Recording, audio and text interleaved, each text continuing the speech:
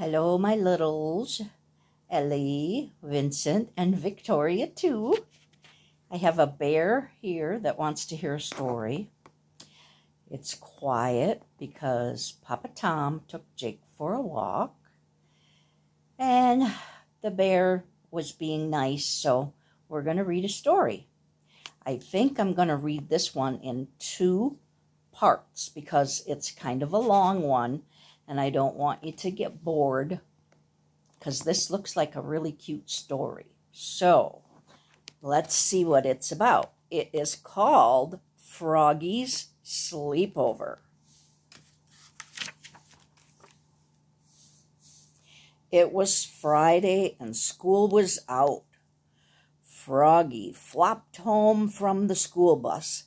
Flop, flop, flop, singing, "Hooray, hooray, it's Friday, Friday. I'm going to Max's for a sleepover."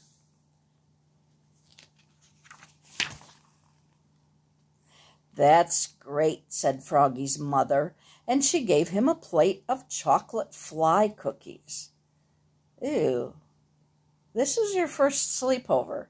Are you nervous?" "I'd be nervous eating those cookies. But I guess if I was a frog, chocolate fly cookies would be good.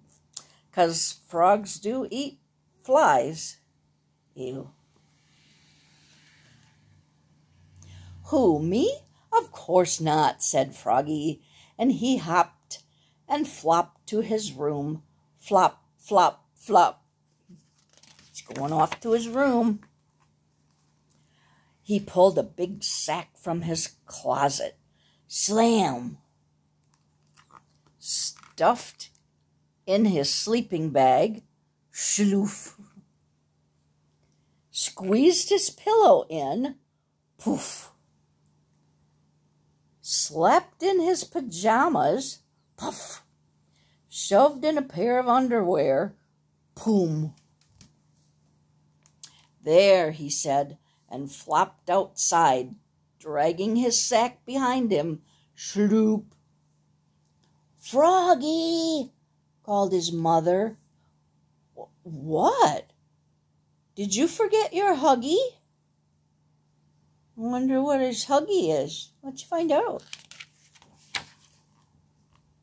"Oops," said Froggy, and flopped back inside. Flop, flop, flop. "I found it," he hollered. "It was in the cookie jar." Slam! That's his Huggy. Looks like a little doll. Then out the door he went, dragging his sack behind him. Shloop! He makes funny noises. "Froggy!" called his mother. "What? Did you forget your toothbrush?" "Oops," said Froggy, and flopped back inside. Flop, flop, flop. "I found it," yelled Froggy. "It was in my toy chest." Bang! A toothbrush in a toy chest? That's funny. "Don't forget to brush," said his mother. "I know," said Froggy. Then off he went to Max's, dragging his sack behind him. Shloop! At Max's, he dumped everything out on the floor. Slump! Rolled out his sleeping bag. Sloof! Fluffed out his pillow. Floof! "Okay," said Froggy, "I'm ready for bed." "But Froggy," said Max, "it's only 4 o'clock. Max is a beaver. He has a tail like a beaver, because they slap the water with it to tell other beavers that there's danger. And he has really big teeth for chewing down logs." So they waited until after dinner. Then they crawled into their sleeping bags. "Wait," said Froggy, jumping up. "I forgot to brush my teeth." "Don't be a baby," said Max. "This is a sleepover. You don't have to brush." but Froggy's mama said for him to brush. Froggy crawled back into his bag. "Wait," he said, jumping back up. "I need my Huggy to go to sleep." "Sleep?" said Max. "Who's going to sleep? We can tell scary stories and have pillow fights all night long." Froggy slipped back into his bag, and Max told a story that made Froggy's skin crawl. "Ooh, telling creepy stories. Now it's your turn," said Max.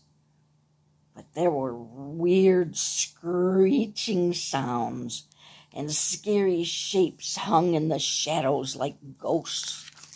"Ooh." "I have a better idea," said Froggy. "What?" said Max. "Let's go to my house for a sleepover." So Froggy and Max are going to Froggy's house. When they got back to Froggy's, they tiptoed inside in the dark. Quiet, quiet. Crash! Froggy bumped into a lamp and knocked over the goldfish bowl. Splash! And it looks like they woke up Froggy's mama. "Froggy!" yelled his mother. "What's all the ruckus?" She flicked on the light. "Oops," cried Froggy, looking more red in the face than green. "We decided to sleep here instead." Okay, now I'm going to take a little break, and I'll read the other half of the story in a few minutes.